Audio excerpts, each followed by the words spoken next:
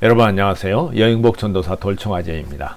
8월 들어서도 계속되는 장마와 태풍으로 인해서 많은 재산적 피해와 인적 손실을 보고 있는 것 같습니다. 이러한 상황이 빨리 마무리되도록 장마가 그치고 빨리 피해들이 복구가 돼서 정상적인 생활을 할 수 있기를 기대하지 않습니다. 자, 오늘 제가 준비한 내용은 남미여행 이야기 14번째 순서로서 남미 파타고니아의 환상적인 페리토 모레노 빙하를 소개하고자 합니다.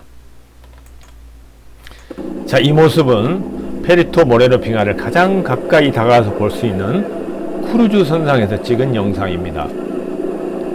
여러분, 이 초현실적인 현상을 보면서 여러분 어떻게 생각하십니까? 저는 이 모습을 보면서 정말 대자연의 경이로움에 감탄하지 않을 수 없었으며 이 모습을 여러분에게 소개할 수 있게 된 것을 정말 기쁘게 생각합니다. 이야기에 앞서 여러분 구독과 좋아요를 부탁드립니다. 파타고니아라는 곳은 남미 대륙에서도 남미 40도 이남에 있는 태고적 자연을 그대로 간직하고 있는 청정 지역을 얘기합니다. 이곳은 칠레와 아르헨티나가 이게 공유하고 있으며 특히 엘 칼라파테와 푸에르토 나탈레스를 중심으로 한 지역에 많은 국립공원이 집중되어 있고 이곳은 곧 트레킹의 명소로서 많은 트레커들이 찾는 그러한 유명한 곳이기도 합니다. 그래서 칠레 쪽에서는 푸에르토 나탈레스를 중심으로 한 토레스 델 파인의 국립공원, 그리고 오늘 말씀드린 페리토 모레노 빙하가 있는 로스 글레이셔 국립공원이 바로 가장 대표적인 곳이며 이곳은 이제 아르헨티나 쪽의 관광지역이기도 합니다. 로스 글레이셔 국립공원을 좀 더 세부적으로 말씀드리면 이곳은 아르헨티나 파타고니아의 대표적인 명소이기도 하며 칠레 국경선과 마주하고 있는 산타크루즈 주에 위치하고 있습니다. 면적은 총 4,459제곱킬로미터가 되며 이곳은 안데스 산맥 동쪽에 있는 빙하와 평원지대를 일컫는 말입니다. 그리고 이제 북쪽으로는 거대한 비에드머 호수와 남쪽에는 아르헨티나 호수가 이렇게 둘러싸여 있는 정말 아름다운 곳이기도 합니다. 그래서 이곳의 거점 도시는 남쪽에는 엘 칼라파테, 북쪽은 엘 찰텐으로서 이곳을 찾는 많은 관광객들이 바로 이 거점 도시에서부터 트레킹이나 관광을 시작하는 곳이죠. 그리고 이곳은 1981년에 유네스코 세계유산으로 등록되기도 하였습니다.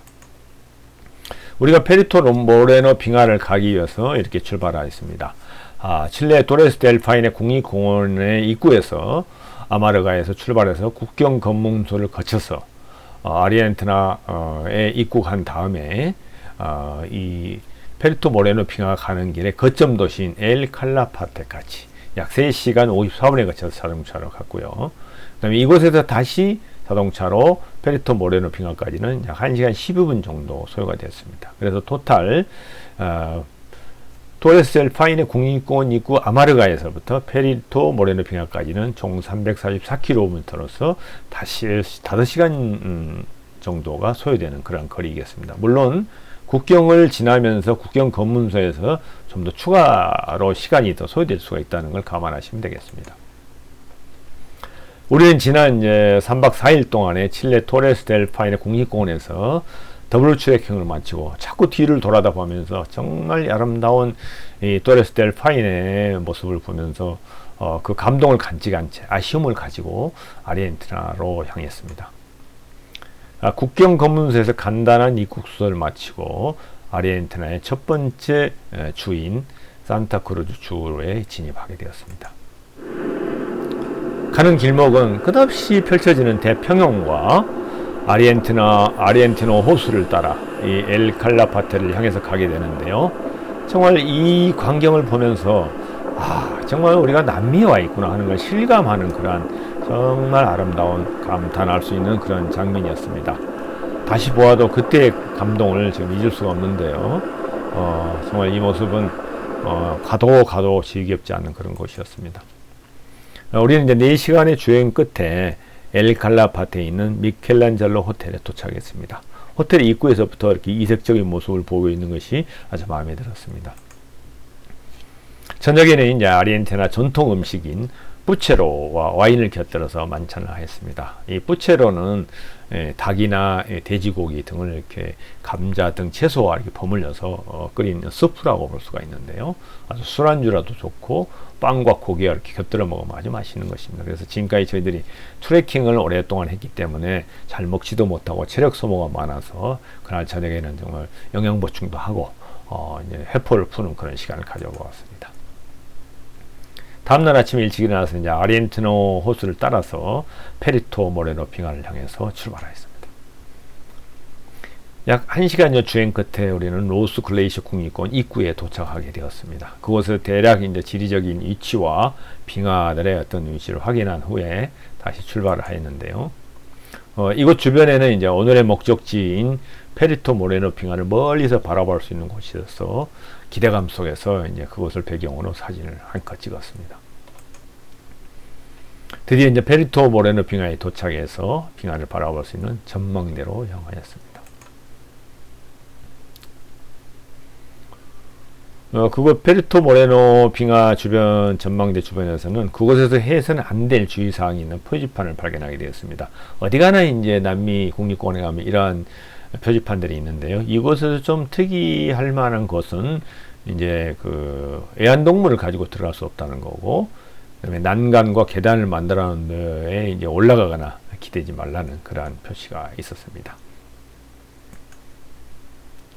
첫 번째 전망대의 발코니는 가장 높은 곳에 위치하고 있었으며 커다란 지붕이 있는 곳이었습니다.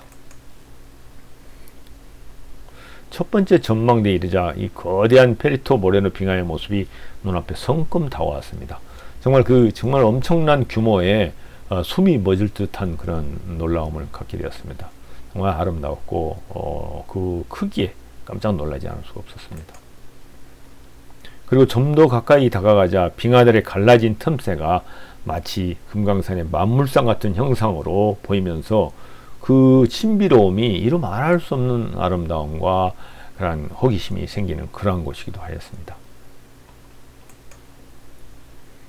이곳은 이제 길이가 30km고 폭은 5km, 높이는 60m에 달하는 정말 거대한 빙하로서 남극과 그린란드 다음으로 세계에서 가장 큰 빙하라고 합니다. 그것을 이렇게 정말 가까이서 볼 수 있다는 것이 대단한 정말 일인 것 같습니다.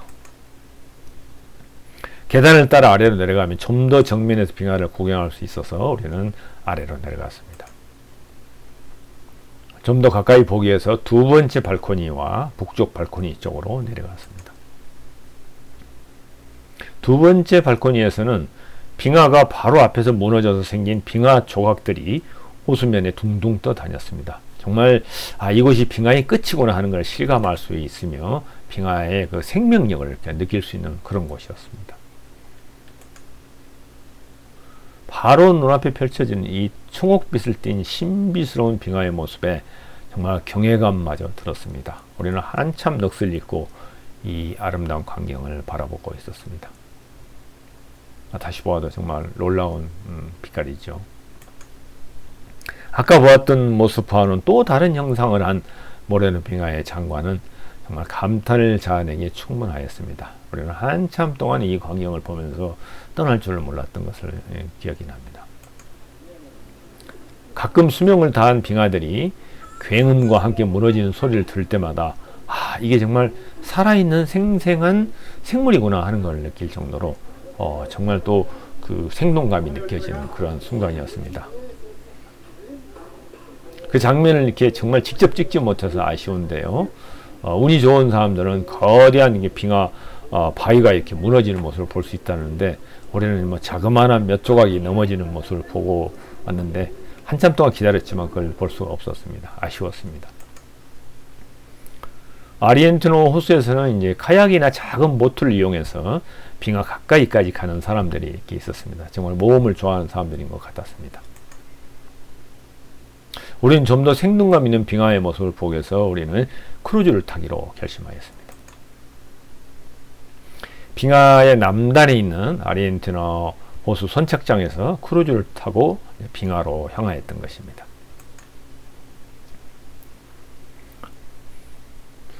크루즈가 가까이 다가올수록 빙하의 모습은 더욱 신비하게 느껴졌습니다. 가까이 갈수록 이게 이제 눈앞으로 다가오면서 정말 신비로운 그런 마음을 갖게 되는 거죠. 점점 가까워질수록 한눈에 빙하의 모습이 시야에 다 들어오지 않았습니다. 정말 5km에 달하는 이 길이를 상상할 수가 없을 만큼 규모가 거대하였습니다. 정말 극지방이 아닌 곳에서 이렇게 생생하게 빙하를 바라볼 수 있다는 것에 정말 행복해하지 않을 수가 없었습니다.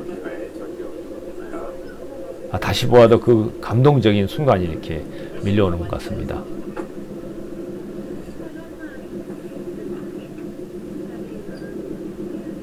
정말 아름답지 않습니까?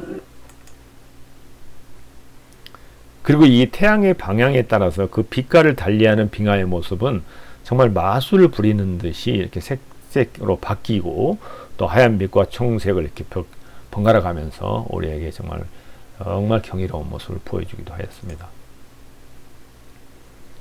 거의 근접하게 바라본 빙하는 거대한 얼음 장벽처럼 우리를 압도하기 시작했습니다. 어떤 곳은 한 60m가 넘는 것처럼 아주 거대한 그런 절벽처럼 느껴졌습니다.